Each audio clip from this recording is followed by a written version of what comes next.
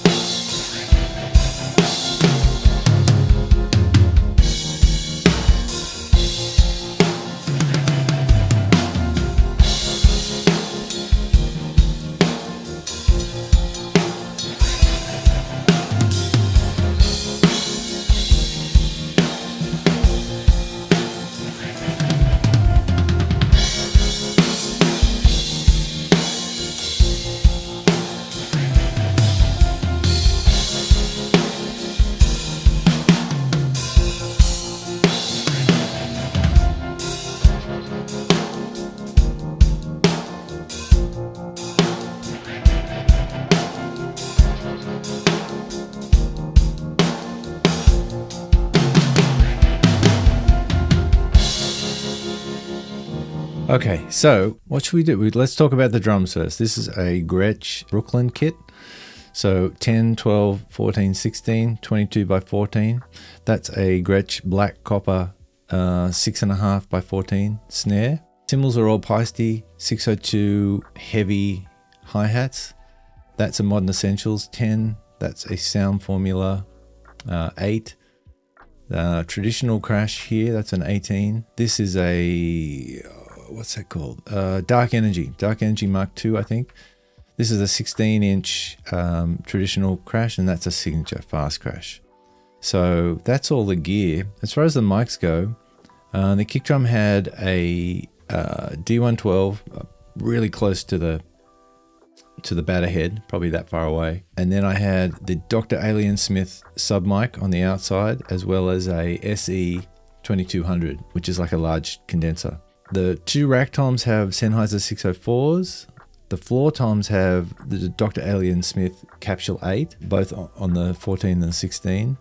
The snare drum has the Lauten snare mic, and it has a Bayer 201 underneath. Hi-hat is a Rode NT5, and the overheads are 414s in a spaced pair, and a company here in Australia called Bees Knees, a set of Lulus, which is sort of like a small pencil as an XY. So that's the setup. So let's go through and just check out what's going on here.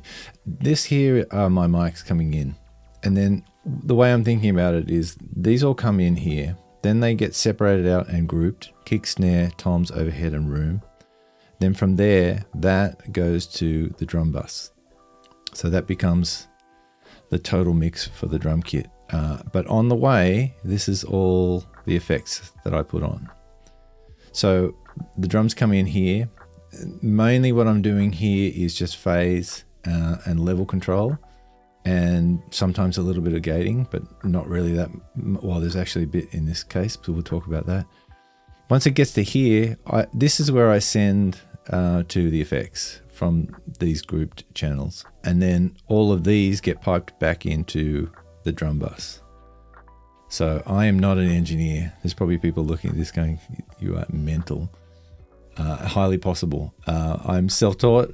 I mean, all I have is an opinion on how I want my drums to sound. So this is sort of where I'm at the moment, but it's always changing. I have a template which I load up when I start, but all the template has in it is the inputs, also these subgroups. I don't have any of these effects in my template. And the reason I do that is because I started doing that and putting all the things that I usually put on. And then I just realized that I never changed anything or explored or experimented. I just stuck with the template. So I stopped doing that, and I just made an input template, which then went into the groups. And then that way, every time I fire up a project, I'm exploring and using effects and trying different things. That made way more sense to me. And I'm not in a position where I have to churn out 1 million tracks a day. You know, I can take my time and really try and craft these things for the client. So yeah, so that's the template. But let's have a listen. All right, let's start with the kick.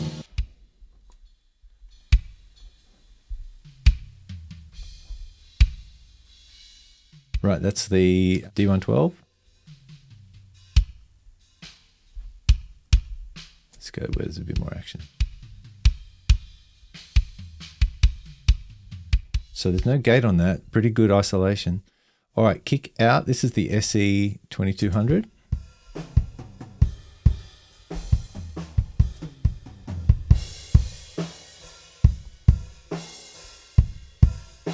Great sound. Love that. All right, and this is a sub mic from Dr. Alien Smith. Yeah, so subby. Fantastic. I had a Yamaha sub kick for a long time, but I way prefer this. All right, let's check the snare drum out.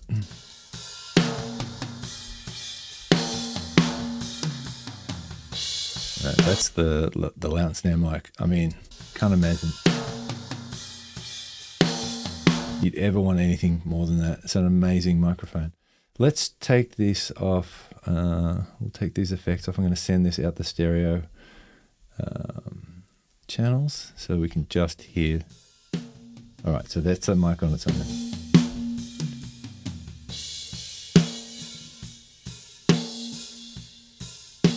Yeah, ring for days. It was incredibly obnoxious in the room. But once you get used to how something's going to sound in the room, you can start to tune your drums for the way you know you're going to mix it. So we'll put this EQ back on. The kick in and the snare top are the only two mics that have EQ on them on the way in. Everything else is sort of just preamp coloration, but no sort of EQ. The kick and the snare I run through a Warm Audio 73. I've got 2 of those. And I do EQ those on the way in, but everything else is flat, and I do the EQ in here. And obviously when I send it to the client, everything goes off and it's just the raw audio. All right, so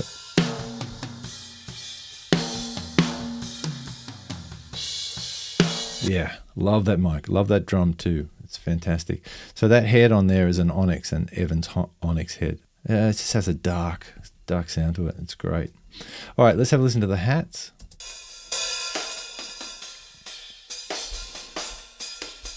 All right, so I've got an SSL on this, and yeah, I've high passed it. We turn this off.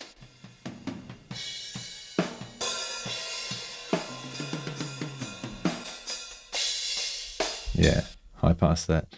Let's have a listen to the toms. I'm going to take these gates off.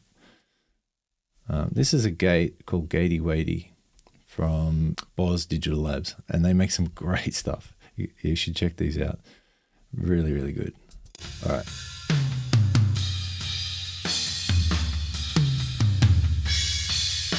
All right, they are ringing like crazy. There's nothing on those.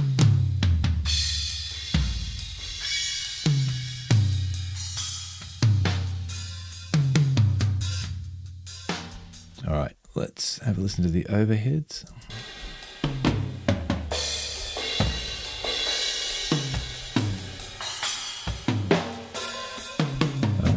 And this is the space pair.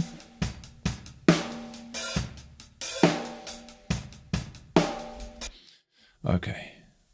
So, and then finally the room mics. Yeah, I'm just going to send these out the stereo bus so we can hear what they actually sound like.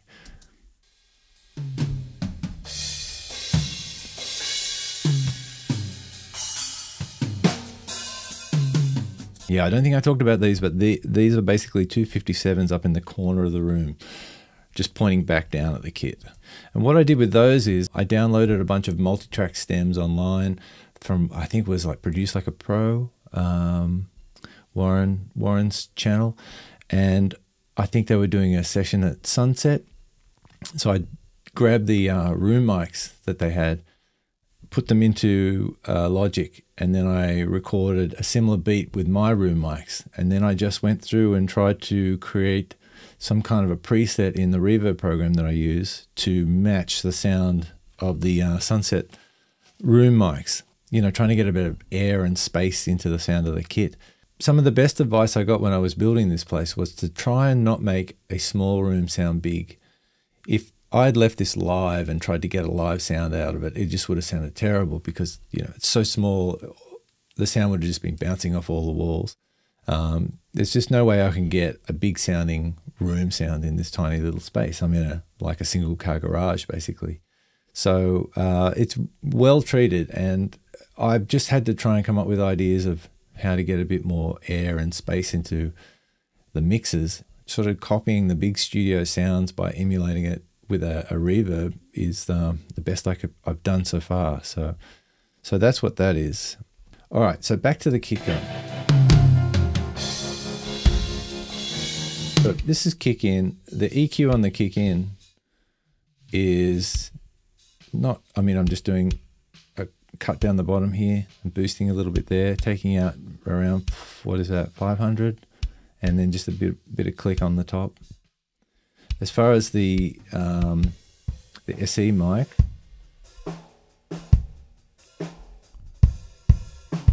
yeah, I've just gone ham on the bottom end on this and just taking out a little bit around 200. So the two of them together.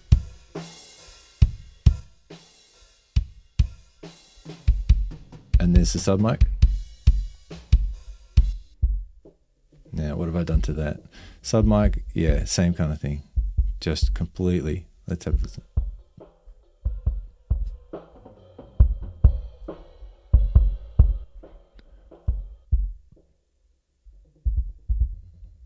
Yeah, that's what I want from that mic.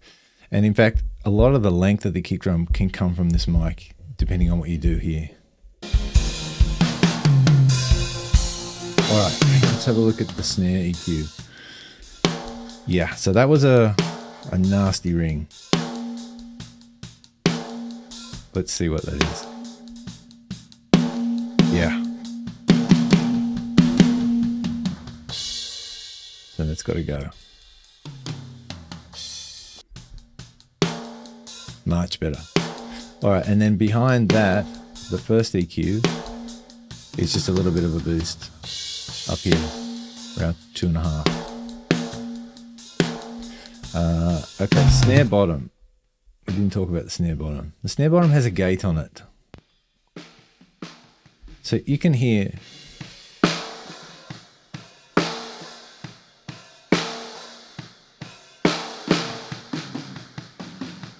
yeah, this is where I get a lot of the length is from the snare bottom, but I don't want all that crap in between the snare hits. So you can see I'm still getting the length. I don't want any of that other rubbish. Yeah. I actually like bottom snares a lot more than most people, I think. Hi-hats we talked about. It's got the SSL on it. Let's have a look at these toms, because this is something else. So these toms are all going over to here. We can solo this. Try and find some toms. Let's go in here. What's this? Okay, so in here we've got the Schoeps Omni channel. Great plugin. If you haven't checked this out, it's just incredible. There's quite a lot going on here. So there's some saturation. The gate is turned off, but the EQ, I'm adding some top end to these and a bit of low end down here. The comp is on, but I've actually obviously disabled it here. So let's turn that off. Yeah, so that's just adding a bit of body to the toms. Nothing crazy. Cool. The overheads, both of these get summed and come into here. And what I've got on here is the Manley limiter and compressor. So let's just solve this.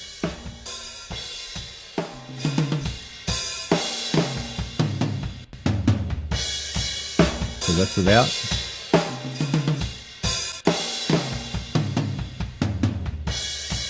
And that's with on. Okay. And the room, let's have a look at this.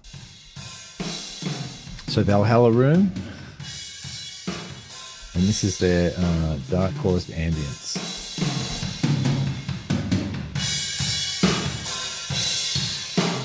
Yeah, just trying to replicate some kind of room thing.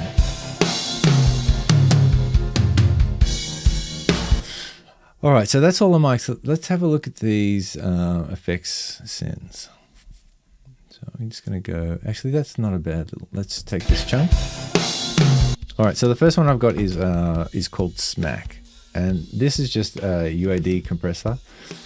And I'm just 10-to-1 going crazy. All I'm trying to get here is attack. Okay, and the things that are going to this are the kick drum and the snare drum. So they're both going to this channel.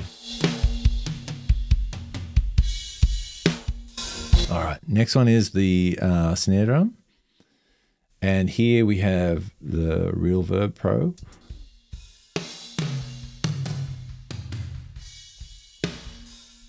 And this is their big snare preset, pretty much. So the other things going to that, let's have a look. So a bit of kick drum, snare drum, and a few toms are going to this as well.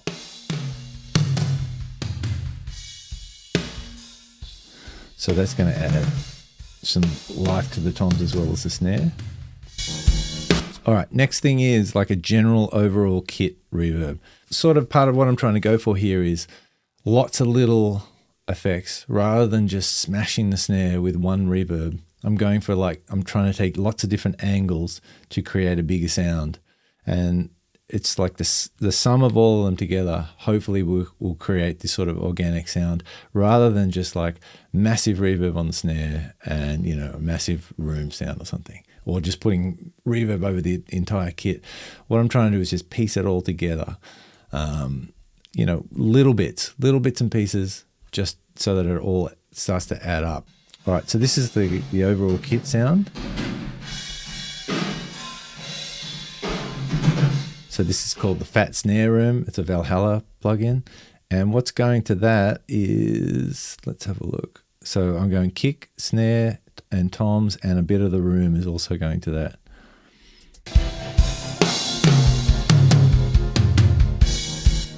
All right, so the next one is the distressor. What's going to the distressor is kick, snare, and toms. Let's have a listen to this. All right, so this is like the detector is all three lights. Compression is nuked. Input is on 8, so it's, you know, I'm really smashing this. A lot of harmonic distortion coming from that.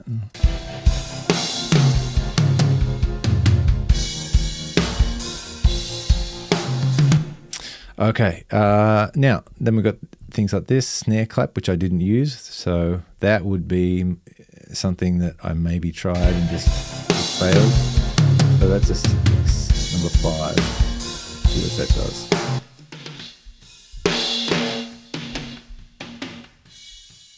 I think I was just going for something for the snare. Anyway, tried it, didn't work, so I just turned it off. Same with this thing here. This is like a kick click. Yeah, failed experiment. Just didn't bother using it. This one here, though, I did blend in a little bit. All right, so let's have a look at this. This is worth looking at. So this is like a SansAmp product. This is from Nembrini Audio. And so let's just go through. We'll turn these off.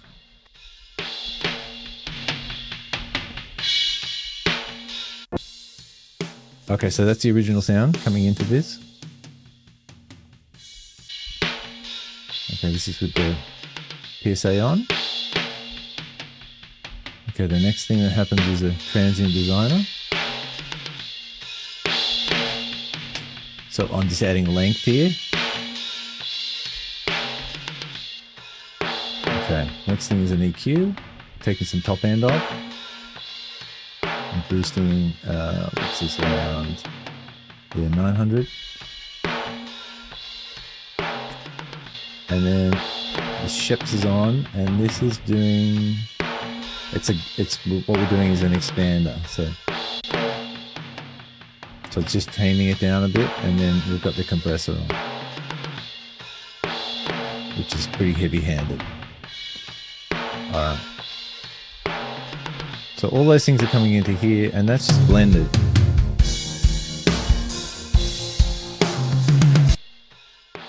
What that's going to give us is sort of a little bit of a clap. I call it a clap sound, but it's sort of like a yeah, just some kind of a little extra sauce on the snare drum.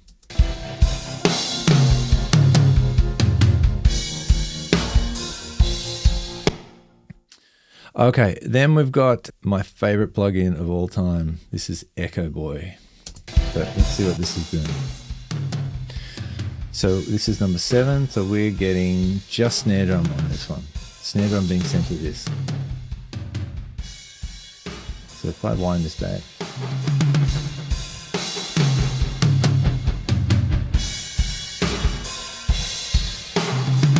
Alright, so I have it on 30-second notes. And the key to this plugin for me is this section over here. And the preset that I love the most is called Ambient. And it's kind of, it sort of has a, it doesn't have a attack to it so much. And it's just a great way to lengthen sounds subtly, you know?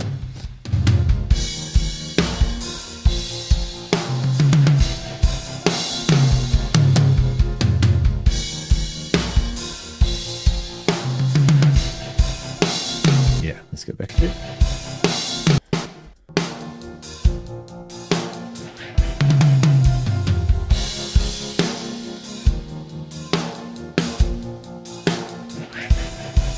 I love those hi-hats, just amazing. The best hi-hats I've ever had by far.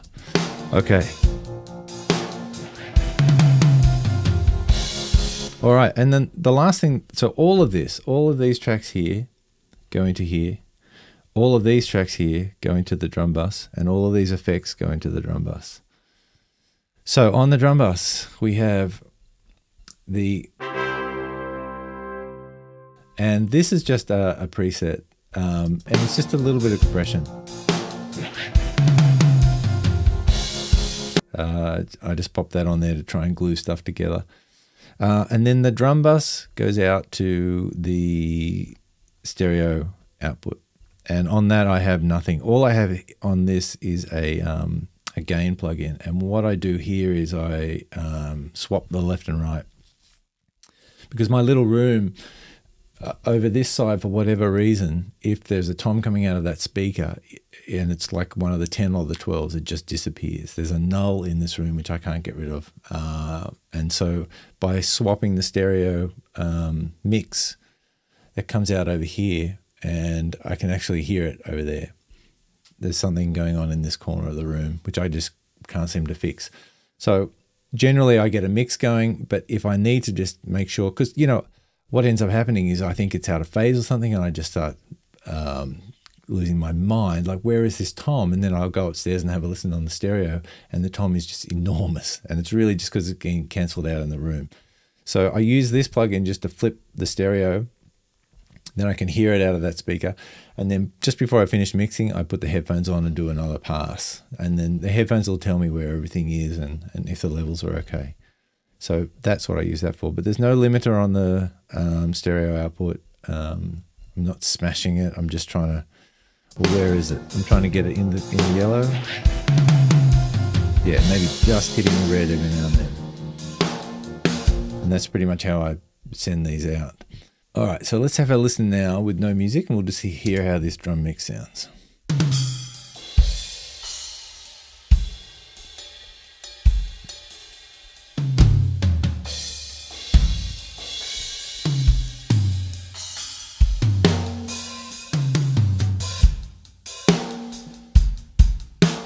Yeah, the snare's like crazy.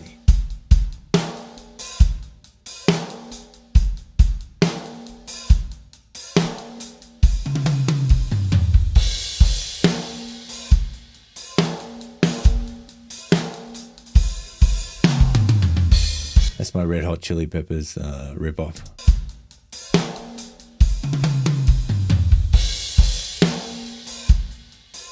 Chad Smith special, amazing.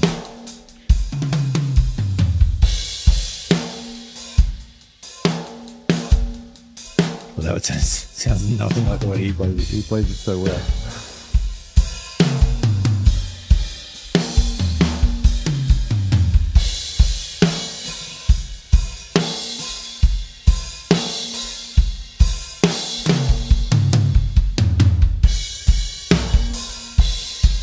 Love these drums. I'm so crazy about that Brooklyn kit. It sounds fantastic. Anyway, so I think that's pretty much it. That's how it all fits together. Once again, I'm not an engineer, so if you see stuff in here that is just completely out of whack, you know, let me know. I love messing around in here and coming up with ideas and learning how to do things.